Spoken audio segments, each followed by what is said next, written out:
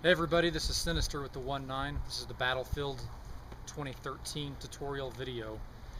I'm going to go over a few things, the rules for the game, and hopefully answer any questions that you might have.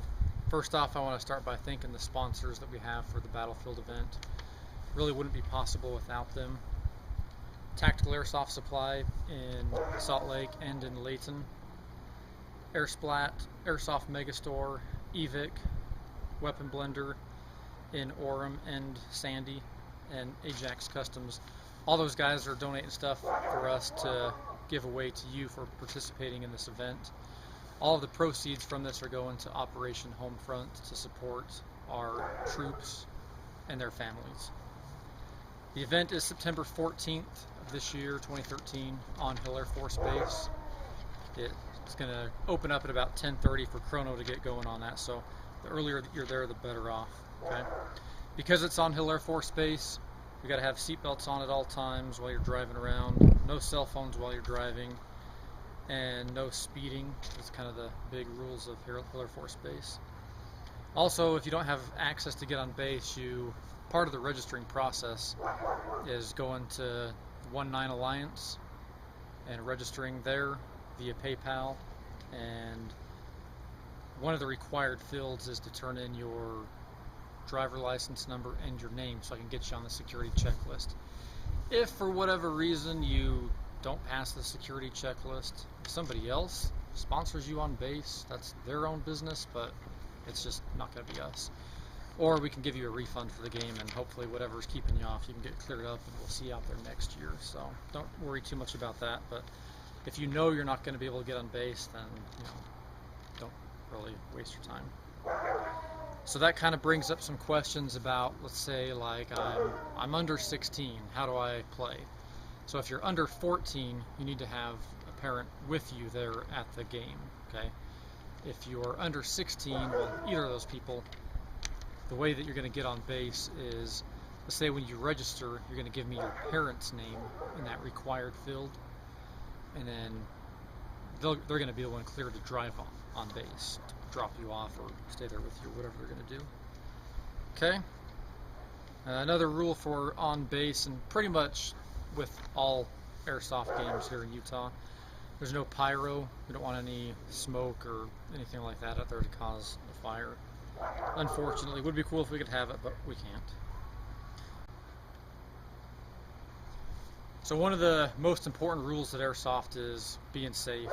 So the number one rule for 1-9 games is keeping your eye protection on at all times.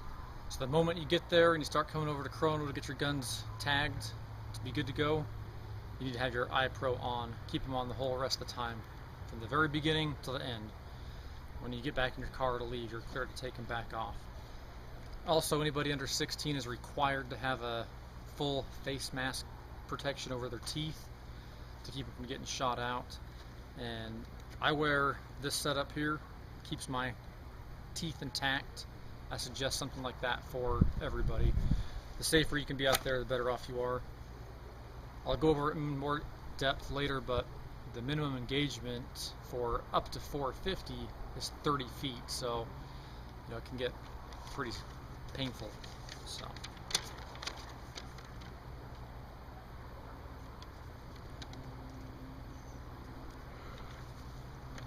So since I'm on ROE, let's go over that right now. So to get, the only zero engagement weapons we have are the cold steel training knives. So we even allow spatulas. If you want to steal your mom's spatula, that's fine too. So you touch your opponent with that, they're dead, okay? Nothing other than training knife or like your mom's rubber spatula will work. So anything other than that, we'll start with the FPS of actual BBs. If your gun shoots 1 FPS up to 320, it's 5-foot engagement. So if somebody's less than 5 feet away from them, you can't shoot them. You have to back up to over 5 feet, and then you can engage them. The next weapons class, 321 to 450, is a 30-foot engagement. Once again, if your weapon shoots in that range and you're less than 30 feet away, you cannot shoot that person. Back up, and then take the shot. Okay? 451 to 600 is 100 feet. 600 plus, 150 feet. Okay? Somewhat fairly common with a bunch of other groups that are out there. At 1-9 games, basically any hit and you're dead. Gun hit, gear hit, you're dead. Keeps the confusion down to a minimum so you don't have people out there with their guns like, oh, I hit my gun, hit my gun. Okay. Dead rags they're required, but more for your own protection, I guess, because if you see somebody out there and you're not sure if they're dead or not, they don't have a dead rag out, then you better shoot them. Okay? So we will probably have dead rags for you to use if you don't bring one of your own. Okay? Once you're hit, pull out your dead rag, grab mine and show you.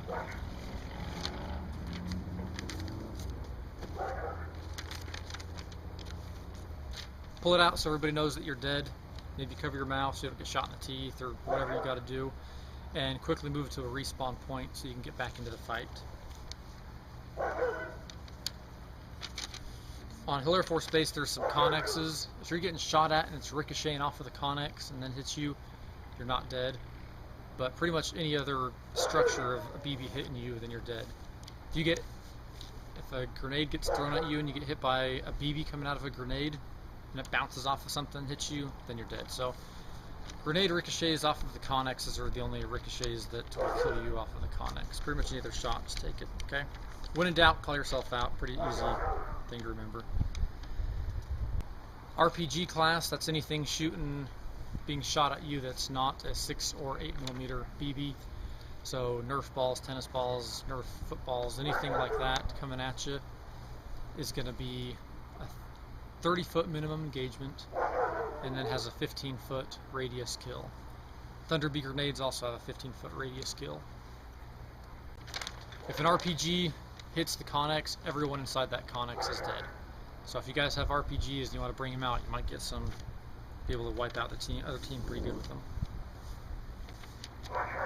At 1-9 games, we do not have surrenders, so you can't come up to somebody and say, surrender, and they're dead. You have to shoot them to kill them. So you can't surrender somebody, especially if they're within your minimum engagement distance. Now, if you happen to surprise somebody and they call themselves out, that's fine. Anybody can call themselves out at any time, themselves out. Okay? You don't call other people out. Another thing for the Battlefield games is Battlefield is all about teamwork with your team to accomplish the mission. And my own pet peeve at airsoft games is people yelling, barking orders at each other. Try not to do that. I mean, if they came with you and they're your friends and you want to order them around, great. Otherwise, don't be out there like yelling at other people, because it kind of takes away from the fun. It's all about having fun, not about yelling at some dude because he's not doing what you're saying. Okay?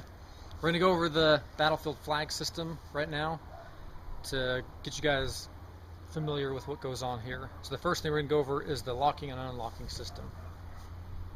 So you have a couple eyelets here. The very bottom one holds the flag bag. The flags are stored in here. The top or higher one is the locking system for the flag. Okay? So you unlock it, and that allows you to move it so the flag can come down. What you do is unhook the other team's flag, hook yours up, raise it back up, lock it back in. Once it's locked back in, it's a respawn for your team, as long as your flag is up there. Okay? So we're going to have a couple things going on a little bit different this year than last year. So first off, we got 3 teams instead of 2.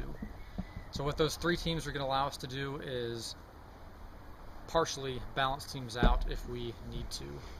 So let's say that 100 guys register for one team and 30 guys for one and 30 guys for the other. Well, obviously the one team's way outnumbered, so we're going to combine the 2 teams, and then 2 of the flag positions are missile strike capable, so we'll balance that back out by allowing those teams to have more frequent missile strikes. A missile strike will basically clear out and neutralize a flag. So let's say that I'm on the green team and I need to take out flag position 3 to move in there and capture it. I can send a missile into there and it kills everybody within the contestable zone of that flag, and the flag will become put to a neutral position. That gives my team a chance to run in, capture that flag. It's not guaranteed because the other team might be able to respawn and recapture it back, but at least it puts it back to a neutral position and clears the zone out a little bit. Okay, I'll go into that a little bit more detail inside when I'm at the map.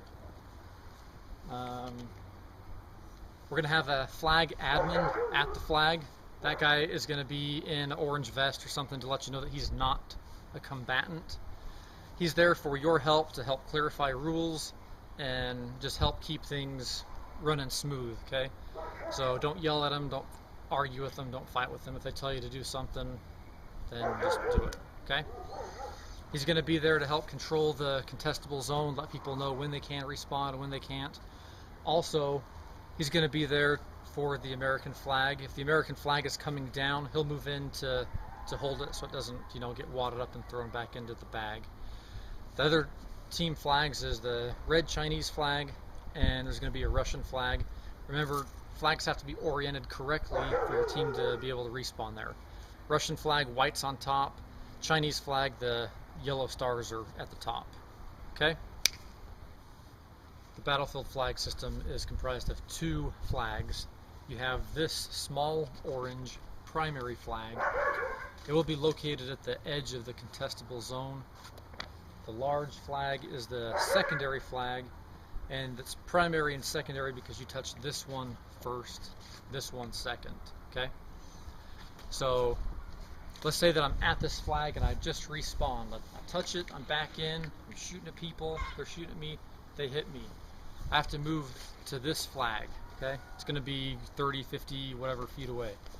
I touch this one, and then I move back to this one. And I can do that as many times as possible until their other team is in the contestable zone and I can't respawn there anymore. If you play the actual Battlefield computer game, or game on Xbox or whatever, it's very similar to that. So you can respawn at a flag as long as your team controls it, but as they get in closer, the flag comes down automatically. Well, these obviously don't come down automatically. You got to move them down, but similar concept behind it. Okay. We've tried a bunch of combinations of other things, and this seems to be the best one that works for this particular setup. If you have any other questions concerning the flags, capturing flags, defending flags, then post it up and we'll go inside and I'll talk about it a little bit more, hit a few more points when I'm going over the actual battlefield map.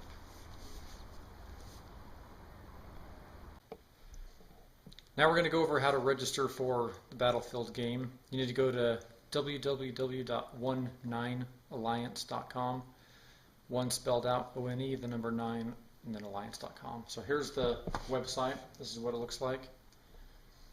And we have the Battlefield commercial that you can watch here. And then down here, if you click on this one, it goes to the rules of Battlefield that I briefly explained. It'd be nice if everybody read over those in a little bit more depth. Here is click anywhere on here, it selects the team. It's all camo based, so green team, tan team, and then anything other than green and tan, like your mercenary loadout, contractor loadout, ACU, ABU, multicam is on this team as well. So scroll back down through the website here. So let's click on this real quick. Like I said, it takes us to the rules. Give you kind of an itinerary of the game, scenarios. Each scenario is 90 minutes long, lunch in between, and then after the second scenario we will be doing the giveaway for all the prizes that are there. Okay?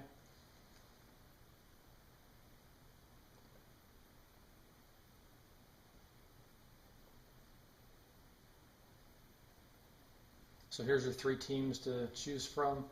Let's say I want to be on the tan team. Click on that. Takes you to this screen here. Down here is where you're going to enter your name and your driver license number.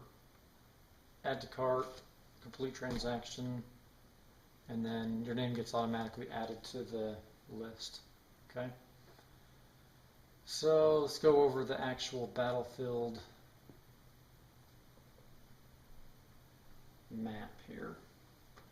So this is Hill Air Force Base. Once everybody's on the security checklist. Typically it's given out at the south gate, so you need to come in through the south gate. Here's I-15. Get off at the 700 South Clearfield exit. Clearfield High School is right here. Get off, head east till you get to Hillfield Road. Take a left up onto the actual base. Have your driver license ready to give them at the gate.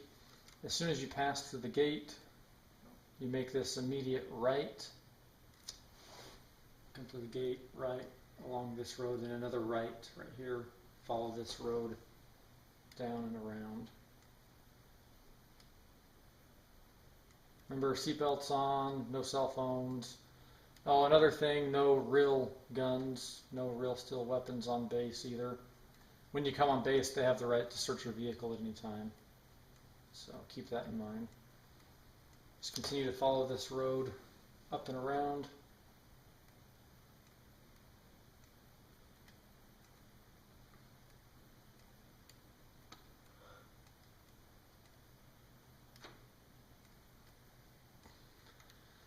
Okay, once you get to here, there's this new hangar area. I believe the F-22s are held there. So once you turn off onto this road here, there's a building right here that you can kind of see, and I mean, we'll have stuff set up. So anywhere along here, you're going to want to get your vehicle parked, get your weapons out, and immediately head over to the green zone right here. This is where we'll all be doing the chrono. You'll get a tag for being there and a tag on your weapons. So any guns you plan on using, you need to bring over to get chronoed. Okay. So here's the field.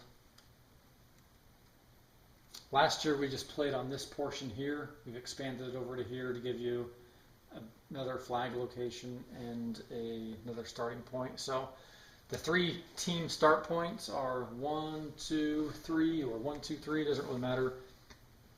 They're not set in stone right now. What I'm going to do when the game starts is I'm going to have a meeting with the leader from each team. We'll determine team size and strength and decide what we need to do to balance out the teams so that it's the most favorable to everybody, and that will keep it from being just a one-sided massacre. So if you end up on this team over here, starting point, then you're more than welcome before the game starts to drive your vehicle down the road and park over here so you don't have to walk all of you and yourself down to that location, okay? But once the game starts, this road is not in play for vehicles. If you're on the road, then you're not engageable, so you're either dead or you are moving as like a troop transport, okay? Another team starting point and a third team starting point. So this flag here and this flag here, this is where the connexes are going to have a missile strike capability. Once you capture that flag, tell the flag admin to start the clock on your missile, and then once your wait period, your missile prep time is up, you're able to fire a missile at any other flag location. Doesn't make sense to fire them at the starting points because those are infinite respawn, non-capturable. So these ones without the circle around them cannot be captured. If somebody's standing within 10 feet of that flag on that team, then they're basically invincible. That just keeps people from pushing them to the point where they can't respawn. These white lines are the contestable zone. So once somebody is within this perimeter, then from the other team, then that flag cannot be captured anymore. So like I said, these zones are typically going to be anywhere from 30, 50, maybe a little bit larger feet in diameter. We made them a little bit bigger this year to make them easier to be captured. Some of them are still the same size. This one over here with the prison area has this fence around it. So once again, you can get to that fence and put your fingers through the fence, then it's contested. Okay.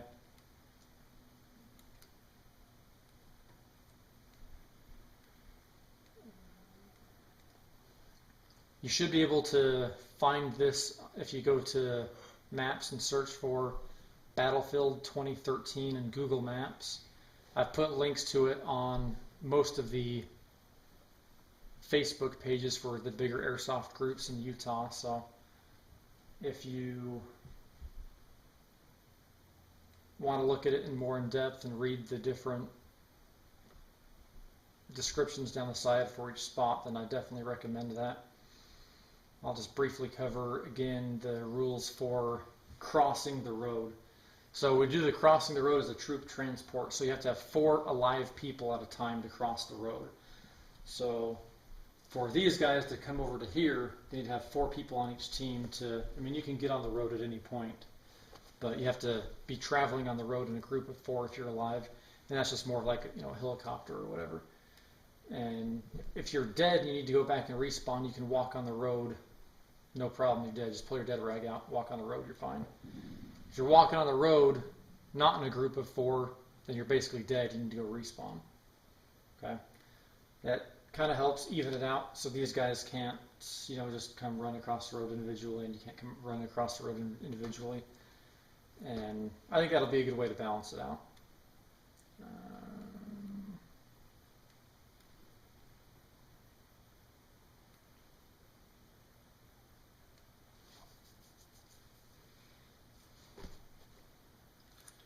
So these pink spots on here are what the small orange flags are that I showed you earlier.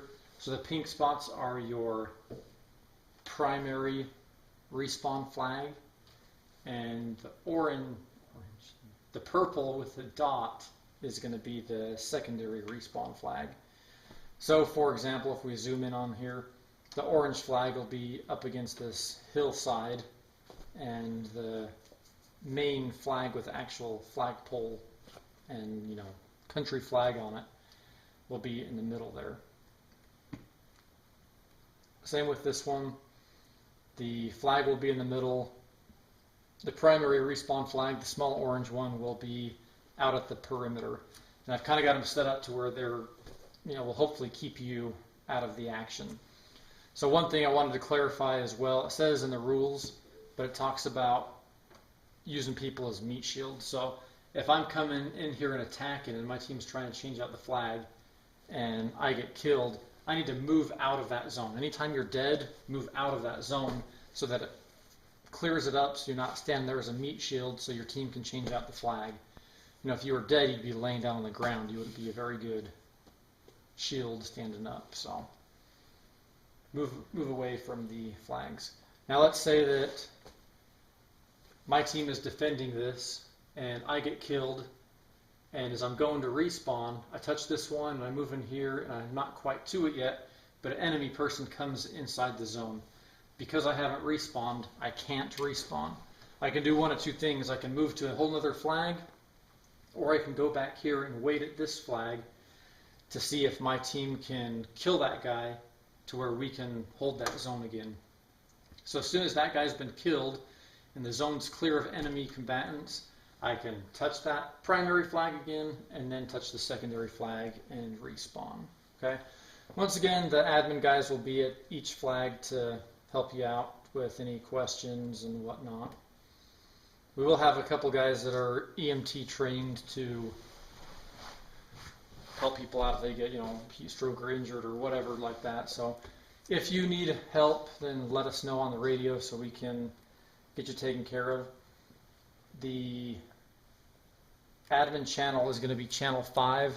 That's also going to be the channel for missile strikes and that sort of thing. So what's going to happen is, let's say I'm the admin here at the Connexes, and whatever team's controlling that tells me they're going to send a missile strike over to this flag. So as soon as that missile is launched, it has 5 minutes to hit here. And that gives your team time to get over there and get ready to take that flag, get into position to take it. It also gives the other team a little bit of time to prepare for that too, and maybe the third team wants to come in and get in on that action as well. So it's going to be important to listen to Channel 5 to know what's going on, but I can't have people that are only admins need to be talking on that unless you're calling in an emergency, okay? But anybody is welcome to listen in to Channel 5 to hear about the missile strikes and whatnot. So object of the game, there's a couple different things we're going to have going on. we're going to see who can control them the longest. One of the big things about having the admins at each flag location is we're going to keep track of the time each team controls each flag. So at the end of the game, we'll see who's held the most flags for the longest time. At the end of the game, we'll see who's holding the most flags at that time. So there's going to be a bunch of different, objectives to try and accomplish, and maybe one team's better at